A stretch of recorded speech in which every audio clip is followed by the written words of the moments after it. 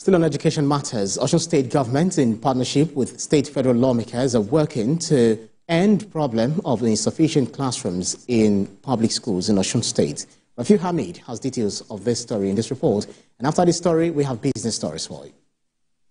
This community high school in Ashijire, a border town between Osun and Oyo states, was established 12 years ago.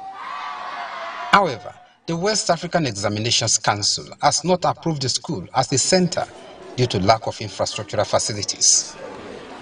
Efforts are now underway by the lawmaker representing the constituency in the House of Representatives to build more classrooms. We used to take our SS3 students to the nearby secondary school that they have opportunity to be doing a WAEC. But that school is the school within this area, within this local government, not in another local government, in this local government as well. But we are hoping that, and we will be grateful if our students here can be having opportunity to be doing the WAEC here instead of taking them somewhere else. Similar projects are also being carried out in Apomu and Gaga, including road construction, all scheduled for completion within the next 3 months. Around, I saw some schools have lack of buildings, and these buildings are instruments or vehicle where which students learn. I had to see which school we can put more buildings in, because we're losing some students to Oyo State to go and do WAEC, and I said, okay, putting more buildings in that school will help us retain our students and give them a sense of belonging. Months ago was at Kwakum. It's just one project and the other. He has been doing wonderfully well since he has assumed office as the honorable representing this Ayedade Irewole Ishokan Federal constituency. And you can see today we have visited so many areas, and this is another road that is flagging off. The Alapom of Apom appreciates the intervention and calls for further support. You can see the faces of those that are here, and everybody is happy. Though we are still expecting more, like Oliver Twist, but we appreciate what he has done today. I pray that God will continue to uphold and strengthen him so that he can do more for us. Some other ongoing projects were also inspected in the area. Rafiu Hamid, TVC News, Akum, Osun State.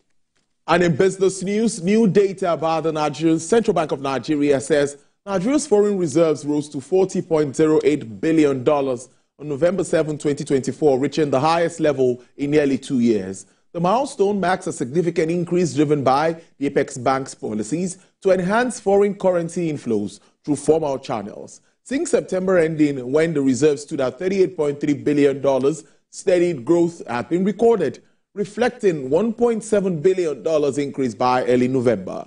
This upward trend follows a dip below $34 billion earlier in 2024, a time when foreign exchange pressures and global oil markets volatility weighed heavily on reserves. The CBN Governor, Mr. Olayemi Cardoso, in a recent symposium in Abuja, highlighted the impact of these efforts, noting that the reserves leveled represents the highest in nearly 3 years. And the latest subnational debt report from the Debt Management Office says the domestic debt of Nigeria's 36 states and the Federal Capital Territory increased by 198.9 billion naira within 3 months. According to the report, the total domestic debt of states and FCT rose by 5% from 4.07 trillion naira in March 2024 to 4.27 trillion naira in June 2024. While external debt for states and Federal Capital Territory also climbed from $4.6 billion to $4.89 billion within the period under review. In naira terms, the debt increased by 73.4% from 4.15 trillion naira to 7.2 trillion naira, following devaluation of the naira from in December 2023. The DMO report comes after budget report shows that 32 states of the Federation relied on FAC for at least 55% of their total revenue in 2023. The chairperson of Harris Insurance Brokers, Mrs. Awele Elumelu, is calling for greater inclusion of women and youth in Africa's insurance industry. Mrs. Elumelu made the call at the inauguration conference of the African Insurance Women Association in Lagos. We have more in this report. In this hall are key players and experts in the insurance industry across Africa. The focus here is to canvass for more inclusion of women in leadership positions in the insurance industry and a collaborative approach between players and regulators to drive economic growth across the continent. Delivering her keynote address, Dr. Awiele Ilumelu said the urgency to bring more women into the insurance industry is clear, as they play a critical role in the development of the sector. Recognizing Africa's unique context, microinsurance presents a crucial opportunity to provide affordable coverage to low-income households. By designing tailored, accessible policies, insurers can meet the needs of diverse communities, providing essential financial protection to those who need it most.